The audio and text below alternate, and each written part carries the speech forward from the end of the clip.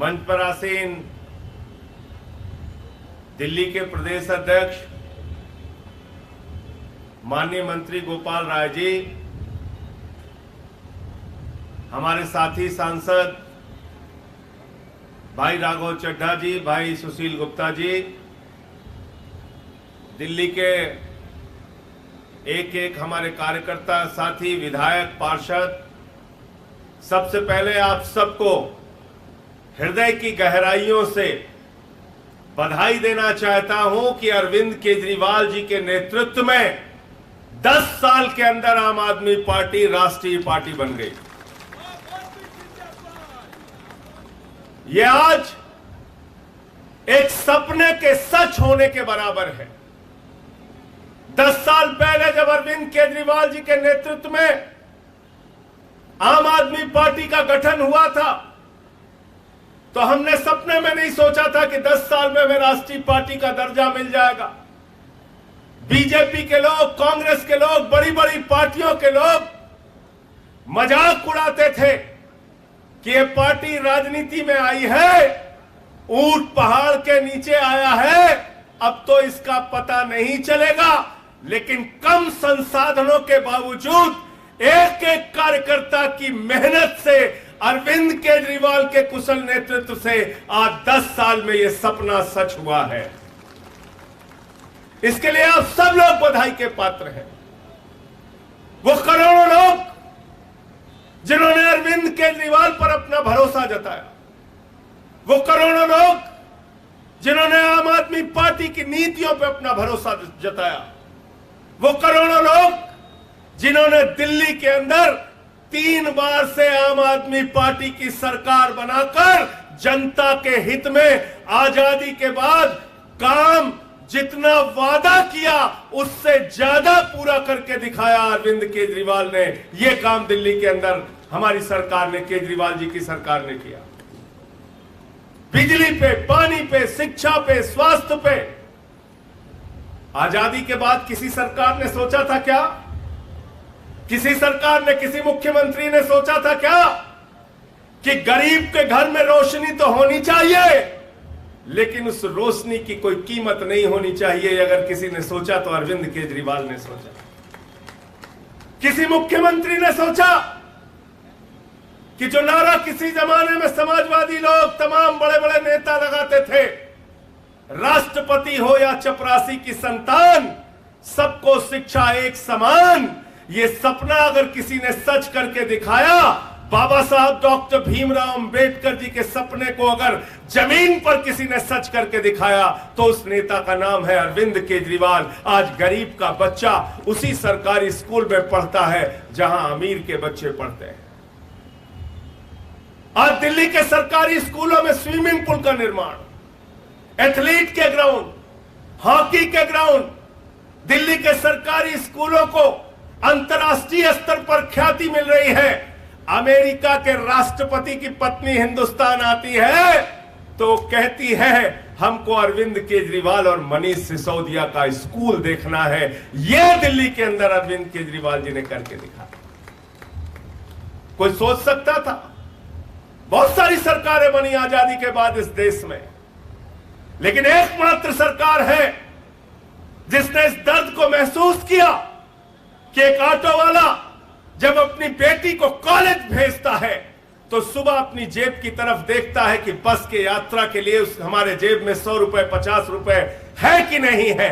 एक रिक्शे वाला जब अपनी बेटी को कॉलेज भेजता है तो सबसे पहले अपनी जेब देखता है, हमारी जेब में 150 रुपए है कि नहीं है। इस दर्द को किसी ने समझा तो अरविंद केजरीवाल ने समझा। माताओं, बहनों और बेटियों के लिए दिल्ली के अंदर बस की यात्रा फ्री करने का काम किया। यह काम दिल्ली के अंदर हमने करके दिखाया। बुजुर्गों के प्रति जो प्रेम, जो स्नेह अरविंद केजरीवाल जी की सरकार ने दिखाया। बुजुर्गों को तीर्थ यात्रा कराने का फैसला, निःशुल्क तीर्थ यात्रा कराने का फैसला, और इतने बहुत सारे काम, मोहल्ला क्लिनिक, पानी फ्री, ये आज सरकार की उपलब्धियां हैं। और दिल्ली के काम की बदौलत पंजाब में भी आपका परचम लहरा रहा है। 92 सीटों के साथ प्रचंड बहुमत के साथ पंजाब की जनता ने आपको जिताया। इस 10 साल के सफर में हिंदुस्तान के सुदूर राज्य गोवा में आप गए, उस गोवा में भी 6.5% वोट और 2 विधानसभा की सीट आम आदमी पार्टी के हिस्से में आती है। आप गुजरात गए, लोग कहते हैं मोदी जी का गढ़ है, अमित शाह का गढ़ है, भाजपाइयों का गढ़ है।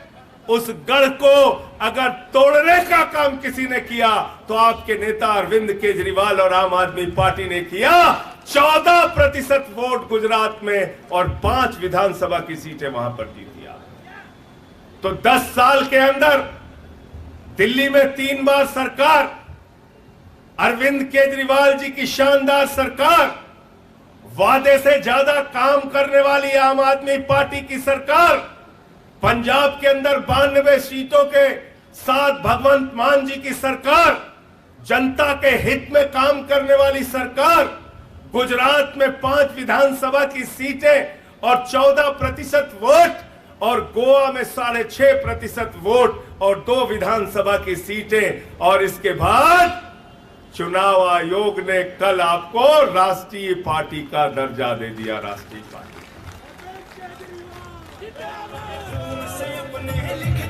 अब मैं गहराइयों से स्वागत करूंगा। सब लोग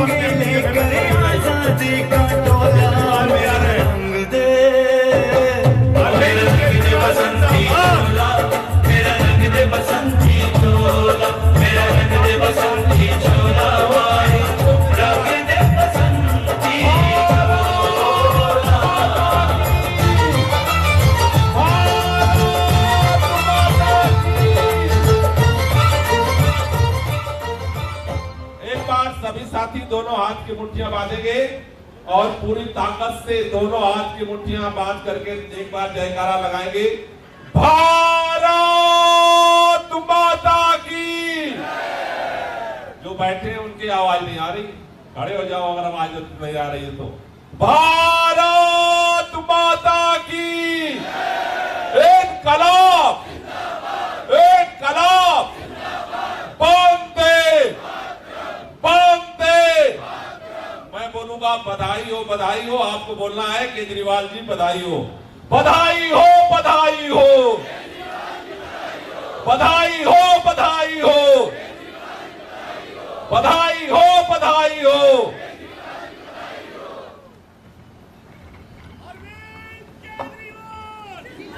अरविंद केजरीवाल, आम आदमी पार्टी, आम आदमी पार्टी। दोस्तों, इतने कम समय में राष्ट्रीय पार्टी बन जाना किसी सपने और चमत्कार से कम नहीं है। करोड़ों लोगों की दुआएं, मेहनत और हम सब के नेता आदरणीय अरविंद केजरीवाल जी के कुशल नेतृत्व से आज ये संभव हो पाया है।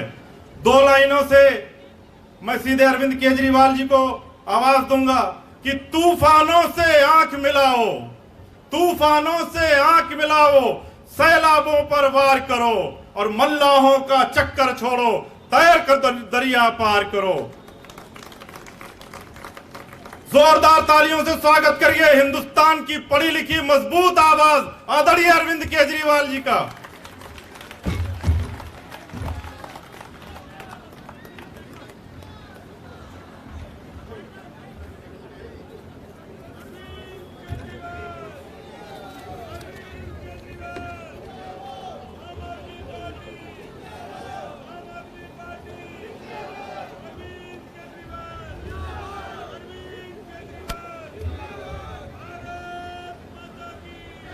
भारत माता की, भारत माता की।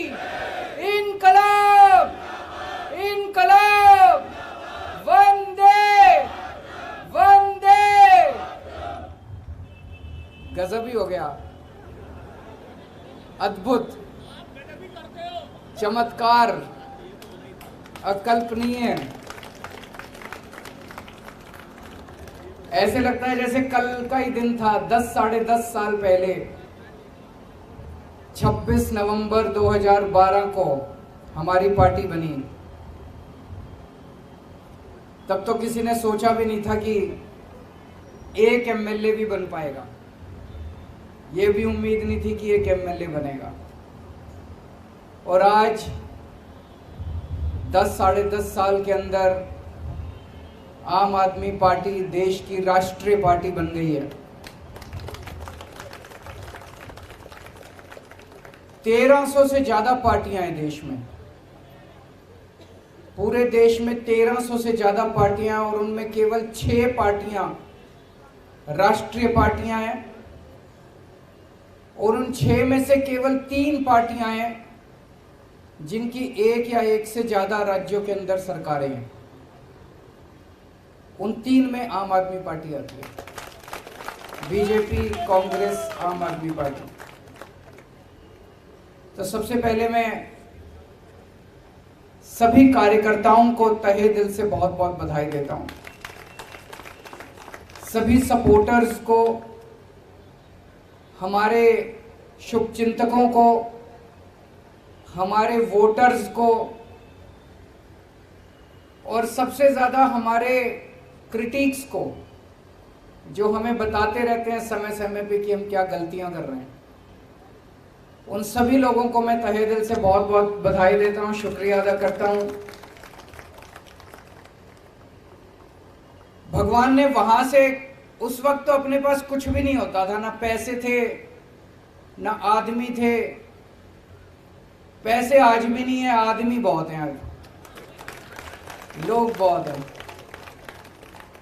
लेकिन ऊपर वाला साथ है। आज सवेरे मैं यही सोच रहा था कि कहां से कहां आ गए, तो इसका मतलब ऊपर वाला कुछ कराना चाह रहा है हमसे, है कि नहीं है? हम तो निमित्त मात्र हैं, हमारी तो औकात ही कुछ नहीं थी। भगवान ने वहां 0 से यहां पहुंचा दिया। इसका मतलब ऊपर वाले के दिमाग में कुछ तो चल रहा है।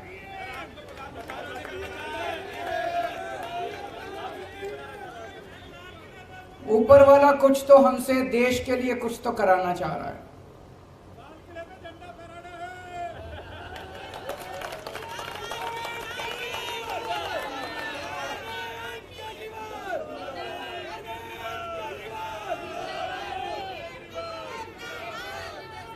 आज इस खुशी के मौके पे मनीष जी की और जैन साहब की बड़ी याद आ रही है। वो भी अगर होते तो हमारी खुशी में और 4 चांद लग जाते। वो संघर्ष कर रहे हैं देश के लिए, हम सब के लिए।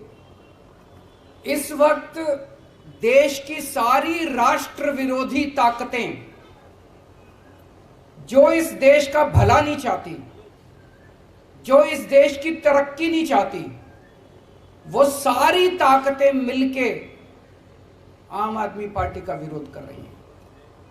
मनीष सिसोदिया क्या क्या कसूर है? कल मैं एक उद्घाटन करने गया था ईस्ट विनोद नगर में, एक स्कूल में। सरकारी स्कूल है, सरकारी स्कूल है, और उसमें फ्रेंच पढ़ाई जाती है, जर्मन पढ़ाई जाती है, स्पेनिश पढ़ाई जाती है, जापानीज पढ़ाई जाती है। मेरी पढ़ाई हिसार के सबसे बड़े प्राइवेट स्कूल में हुई थी। हमारे स्कूल में भी ये सारी चीजें नहीं पढ़ाई जाती थी, बड़े बड़े प्राइवेट स्कूलों में नहीं पढ़ाई जाती। आज दिल्ली के सरकारी स्कूलों के अंदर वो शिक्षा दी जाती है। तो मनीष सिसोदिया का कसूर था कि उसने गरीबों के बच्चों को सपने देखने सिखाए, कि सपने देखो, बड़े बड़े सपने देखो, उनको पूरा करने का जज्बा रखो। यह कसूर था मनीष सिसोदिया का। 75 साल से गरीब का बेटा गरीब रह जाता था क्योंकि अच्छी शिक्षा नहीं मिलती थी। उनको उसने सपने दिए, उनके सपनों को उसने पर दिए, और ये सारी राष्ट्र विरोधी ताकतों ने मिलकर मनीष सिसोदिया को जेल के अंदर डाल दिया। जैन साहब का क्या कसूर था? उनका कसूर था कि अगर इस देश के अंदर कोई भी पैदा हो, उसको अच्छा इलाज मिलना चाहिए, चाहे गरीब हो चाहे अमीर हो। गरीब आदमी हो तो इसका मतलब यह नहीं कि वो रुलेगा, वो कॉरिडोर में पड़ा रहेगा, उसको दवाई नहीं मिलेगी, उसको इलाज नहीं होगा। अच्छा इलाज कराएंगे, सबका अच्छा इलाज कराएंगे, सरकार कराएगी इलाज अच्छा। ये कसूर था सत्येंद्र जैन का। उसने एक सपना देखा था देश के लिए। सारी राष्ट्र विरोधी ताकतों ने मिलकर उसको बेचारे को जेल के अंदर डाल दिया। लेकिन बेचारा नहीं है, वो भगत सिंह का चेला है।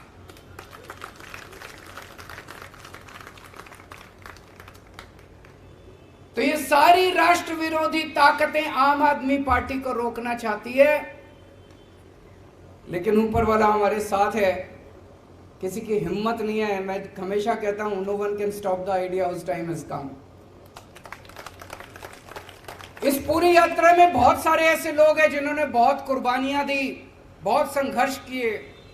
हमारे बहुत साथी हैं जिन्होंने खूब डंडे खाए। आपने भी खाए? अच्छा, 1 महीने बेड पे थे, फ्रैक्चर हो गया था। बहुत डंडे खाए, जेल गए, बहुत लोग जेल गए। हमारी संतोष कोहली शहीद हो गई। हमारे साथ मीरा सान्याल जी होती थी।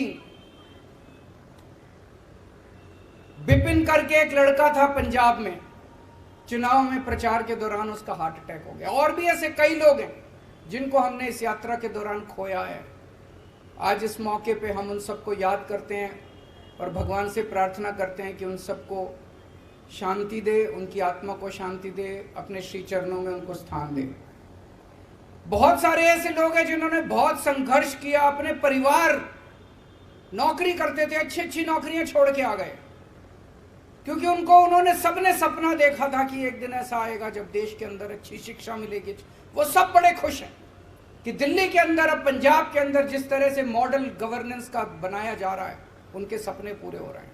बहुत लोगों ने संघर्ष किया है और आज टाइम है अपनी आइडियोलॉजी को याद करने का, अपनी विचारधारा को याद करने का। आम आदमी पार्टी की विचारधारा के 3 स्तंभ हैं।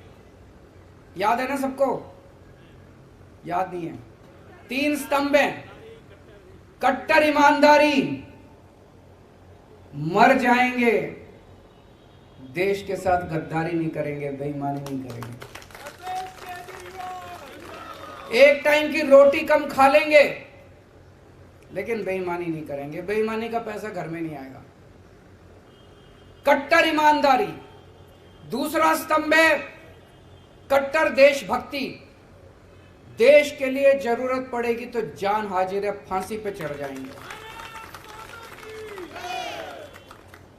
और तीसरा स्तंभ है इंसानियत। इंसान को इंसान समझना है। इन लोगों की तरह गुंडागर्दी नहीं करनी। गुंडागर्दी हमारी विचारधारा नहीं है, उनकी हो सकती है। इंसानियत, इंसान के लिए कुछ भी करने की जरूरत पड़े, इंसान से, कोई इंसान से मोहब्बत करनी है। हम गाते हैं ना, इंसान का इंसान से हो भाईचारा, यही पैगाम हमारा।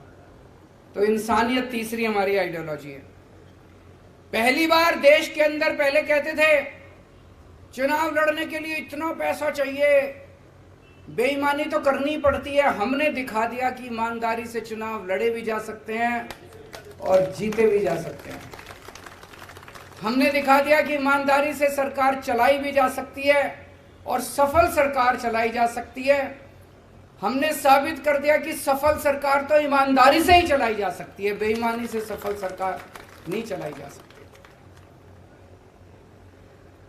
तो जैसा मैं कह रहा था, भगवान हमसे कुछ कराना चाह रहा है। हम सबका सपना है कि भारत दुनिया का नंबर 1 देश बने, मेक इंडिया नंबर 1। और हमारा देश बन सकता है नंबर 1। हमारे देश के अंदर क्षमता है, लोगों में क्षमता है। और शायद भगवान ये चाहता है कि भारत को दुनिया का नंबर 1 देश तो ये आम आदमी पार्टी वाले ही बनाएंगे। ये काम हमारे हाथों से ही कराना चाहता है।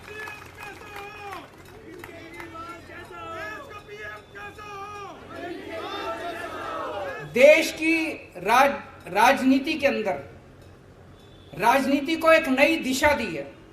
अभी तक जब भी ये लोग चुनाव में आते थे, केवल और केवल गुंडागर्दी, गाली गलौज, उसने उसको गाली दे दी, उसने इसको गाली दे दी, उसने उसको कुछ कह दिया, उसने इसको कुछ कह दिया। टीवी वाले आते थे, जी उन्होंने आपके बारे में ये बोला, आपको क्या कहना है? अरे बोलने दे, क्या हमको क्या लेना देना किसी ने क्या कहा हमारे बारे में। बस यही चलती थी राजनीति। इसने ये बोला जी आपके बारे में आपको क्या कहना है, उसने ये बोला जी आपके बारे में आपको क्या कहना है। जाति के नाम पे, धर्म के नाम पे पहली बार इन सबको, सबसे बड़े नेता को एक फर्जी क्लास में ले जाके बिठा दिया हम लोगों ने।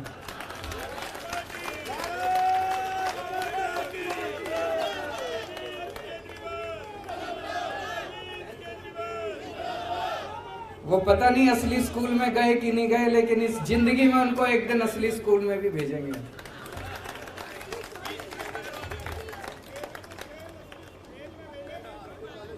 पहली बार देश की राजनीति में स्कूलों की बात होने लगी है। जहां हम जाते हैं चुनाव लड़ने, वहीं पे सारी पार्टियां स्कूलों की बात करती है, अस्पतालों की बात करती है, मोहल्ला क्लिनिक की बात करती है। सुन के अच्छा लगता है। यही तो होनी चाहिए राजनीति। असली राजनीति तो यही है कि स्कूल की बात हो, राजनीति, पानी की बात हो, बिजली की बात हो। अब सारी पार्टियां कहती है बिजली फ्री देती नहीं है, कहती तो हैं, कहलवा तो दिया सबसे। अमित शाह जी ने भी एक, मेरे को याद है कहीं बोला था, वेस्ट बंगाल में जाके बोला था हमारी पार्टी की सरकार बनी तो इतने यूनिट बिजली फ्री, कहलवा सबसे दिया, करवा भी देंगे सब लोगों से धीरे धीरे।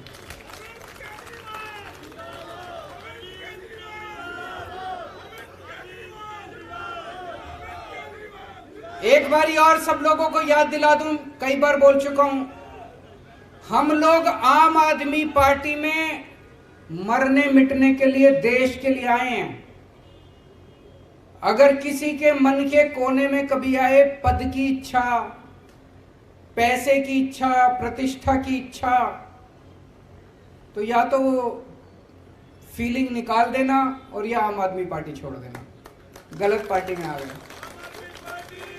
और उसमें अब एक चीज और ऐड कर रहा हूं, ये अब जेल में डाल रहे हैं। मैंने कहा ना, सारी राष्ट्र विरोधी ताकतें इकट्ठी हो गई है आम आदमी पार्टी के खिलाफ। वो नहीं चाहती कि देश की तरक्की हो, वो नहीं चाहती देश में स्कूल खुलें, वो नहीं चाहती देश में अस्पताल बने। वो सारी राष्ट्र विरोधी ताकतें हमारे को रोकना चाहती हैं, देश की तरक्की रोकना चाहती हैं। वो अब आपको सबको जेल में डालेंगे। एक एक करके सबका नंबर आएगा, सबका नंबर आएगा एक एक करके। कम से कम 8 से 10 महीने जेल में जाने के लिए तैयार रहना पड़ेगा, उससे ज्यादा नहीं रखेंगे, क्योंकि कुछ करा ही नहीं, फिर उसके बाद तो बेल वेल मिली जाती है। तो अगर किसी के मन में डर है, अगर किसी के मन में डर है तो आम आदमी पार्टी छोड़ देना।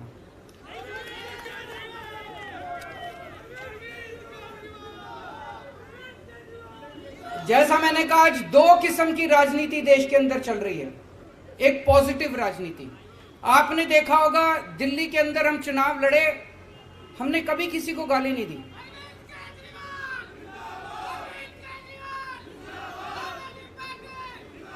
हमने कभी किसी को गाली नहीं दी।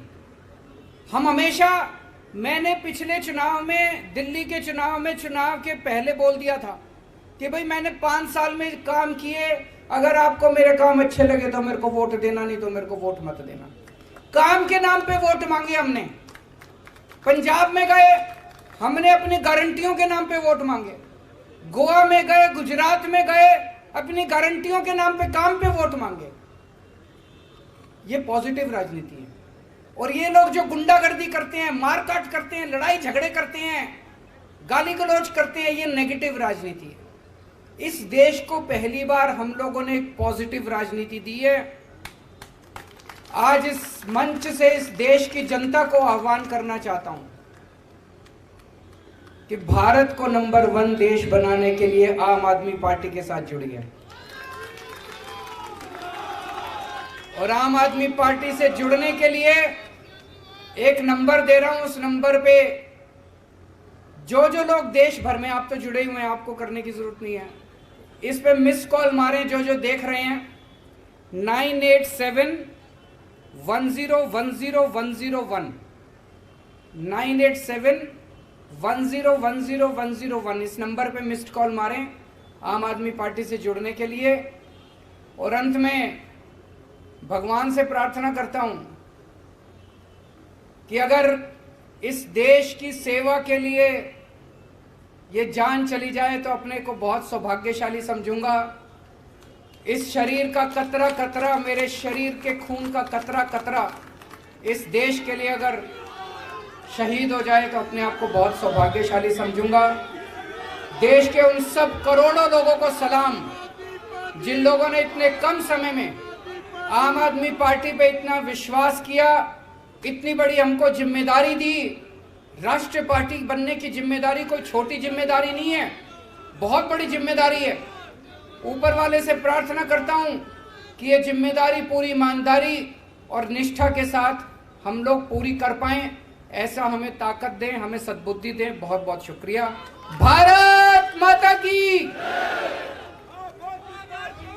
सभी लोग अपने अपने स्थान से एक बार खड़े हो जाएंगे। हम लोग राष्ट्रगान के लिए खड़े